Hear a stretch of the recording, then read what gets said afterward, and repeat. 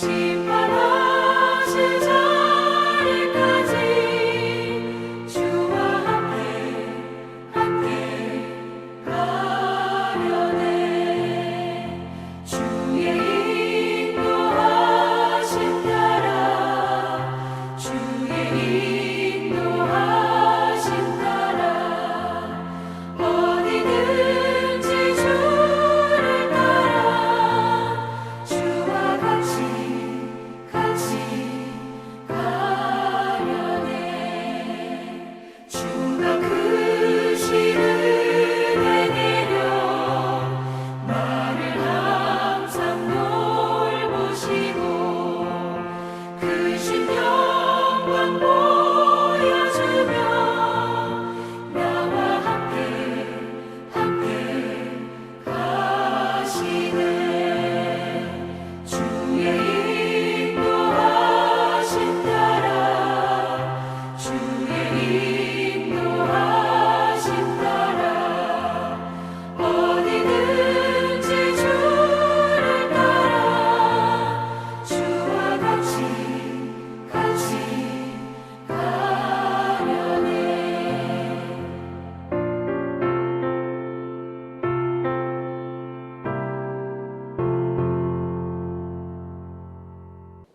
아멘.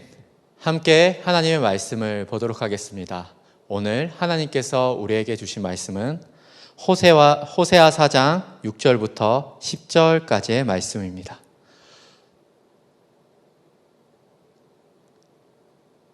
함께 하나님의 말씀을 보도록 하겠습니다. 내 백성이 지식이 없으므로 망하는도다. 내가 지식을 버렸으니 나도 너를 버려 내 제사장이 되지 못하게 할 것이요 내가 내 하나님의 율법을 잊었으니 나도 내 자녀들을 잊어버리리라. 그들은 번성할수록 내게 범죄하니 내가 그들의 영화를 변하여 욕이 되게 하리라. 그들이 내 백성의 속죄 제물을 먹고 그 마음을 그들의 죄악에 두는도다. 장차는 백성이나 제사장이나 동일함이라. 내가 그들의 행실대로 벌하며 그들의 행위대로 갚으리라. 그들이 먹어도 배부르지 아니하며 음행하여도 수요가 늘지 못하니 이는 여호와를 버리고 따르지 아니하였음이니라. 아멘. 오늘 새벽에도 이렇게 하나님 앞에 나오시고 또 어느 하루 중 특정한 시간에 하나님 앞에 나오는 모든 분들을 축복합니다.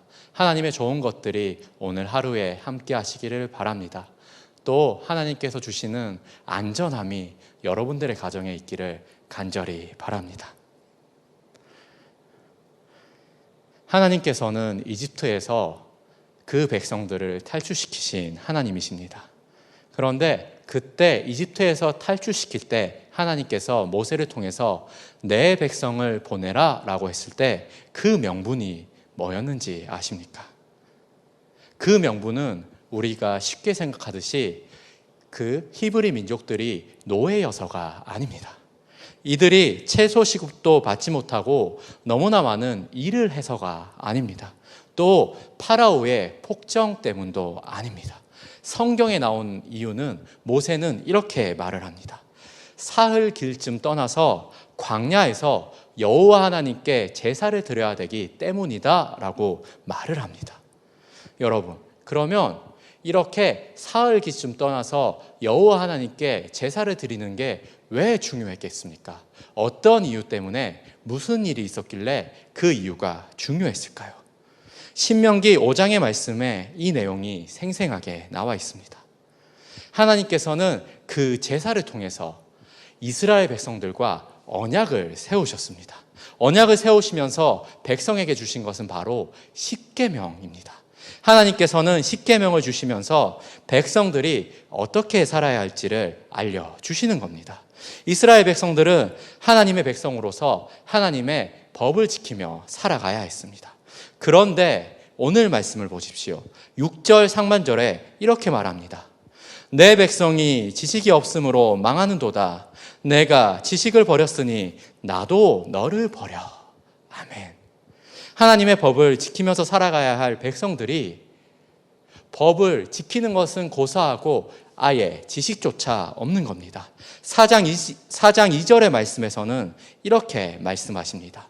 오직 저주와 속임과 살인과 도둑질과 간음뿐이요 포악하여 피가 피를 뒤이음이니라. 백성들이 예언자의 시대에 행하는 일입니다. 지식이 없기 때문에 행하는 일입니다. 이들은 하나님의 법인 십계명을 지키지 않습니다. 입으로 저주하고 있습니다. 여기서 입으로 저주한다는 건 하나님의 이름을 마음대로 사용한다는 겁니다. 그런데 여러분, 십계명에 뭐라고 나와 있죠?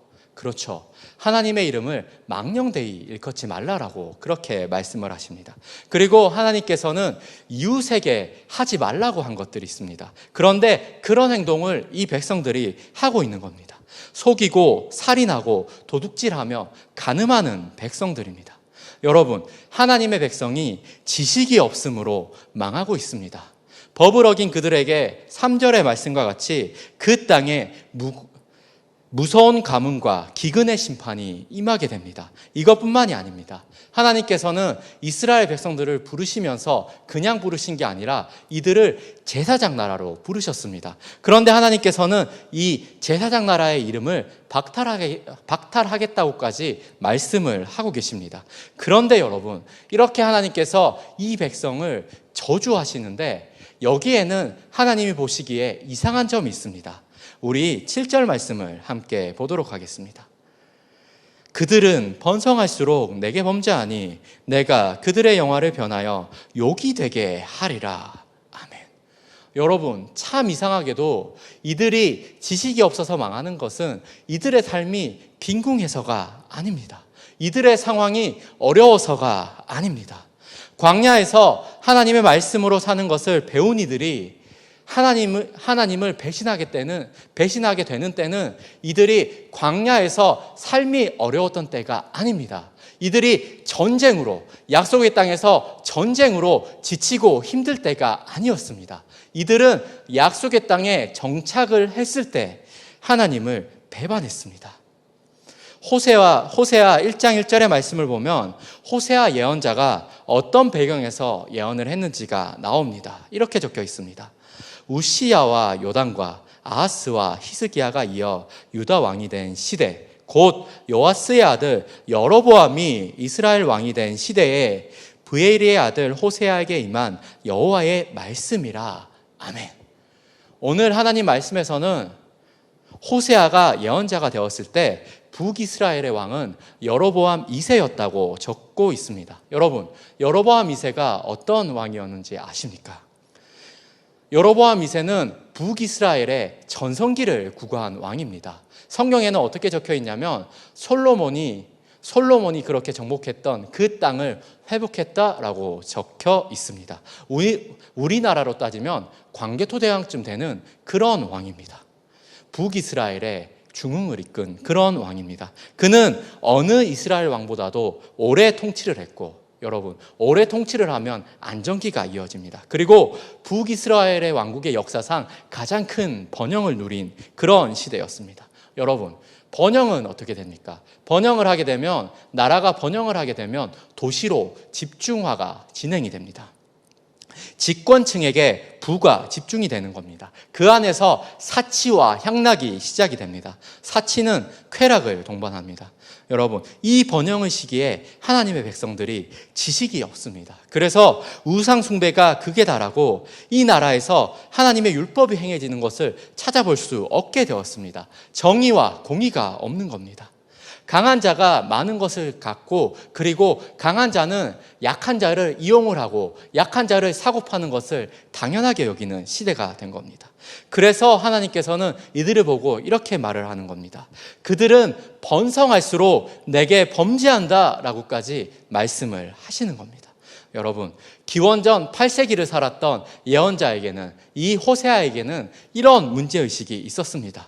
왜 이 나라가 복을 받고 번성하는데 하나님의 백성이어야 할 이들이 타락을 할까? 이게 복이 맞을까? 여러분, 저에게도 같은 문제의식이 있습니다. 한국교회입니다.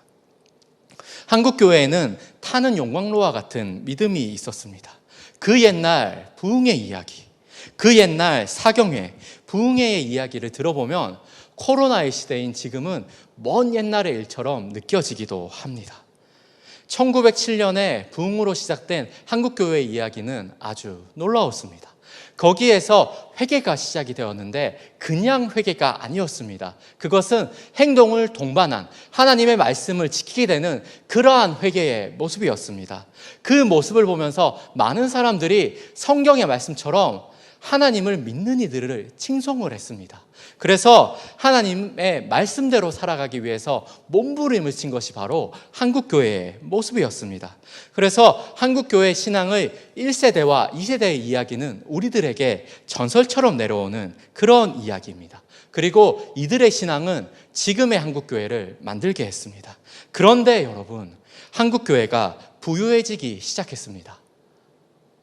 나라가 부유해지기 시작하면서 한국교회도 똑같이 부유해지기 시작했습니다. 그런데 아이러니하게도 부유해지기 시작하자 한국교회의 타락의 모습, 역기능적인 모습들이 나타나게 되었습니다. 그 결과가 지금 우리가 보고 있는 한국교회의 모습입니다. 여러분, 부유함의 역설입니다. 복의 역설입니다. 여러분 개인적으로는 어떠하십니까? 여러분들이 하나님을 뜨겁게 믿었던 때는 언제입니까? 여러분들이 부유할 때입니까? 아니면 여러분들이 궁핍할 때였습니까? 예언자는 이 부유함의 역설에 대해서 이렇게 선포하고 있습니다. 내 백성이 지식이 없으므로 망하는도다. 여러분, 신명기 8장 3절은 이렇게 말합니다. 광야를 살아간 이스라엘 백성들에게 이렇게 말씀하셨습니다. 너를 낮추시며 너를 줄이게 하시며 또 너를 알지 못하며 내 조상들도 알지 못하던 만나를 내게 먹이신 것은 사람이 떡으로만 사는 것이 아니요 여호와의 입으로 나오는 모든 말씀으로 사는 줄을 내가 알게 하려 하심이라. 아멘. 여러분, 지식이 있다는 것, 우리 하나님의 지식이 있다는 것은 우리가 여호와의 말씀으로 사는 것을 아는 것을 의미를 합니다. 여러분, 우리는 우리의 건강으로 살아가는 것이 아닙니다. 우리는 우리가 모은 것으로 살아가는 것이 아닙니다. 우리는 우리의 경험으로 살아가는 것이 아닙니다. 우리는 우리의 지식으로 살아가는 것도 아니며 우리의 인간관계로 살아가는 것도 아닙니다. 여러분, 우리는 오로지 하나님의 말씀으로 살아갑니다. 여러분, 오늘 하루를 시작합니다. 오늘 하루 여러분은 무엇으로 살아가겠습니까? 여러분들에게는 어떤 지식이 삶에서 꼭 필요한 지혜가 됩니까? 기도하겠습니다.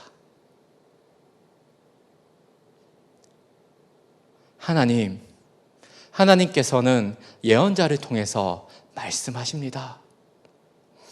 내 백성이 지식이 없으므로 망하는도다.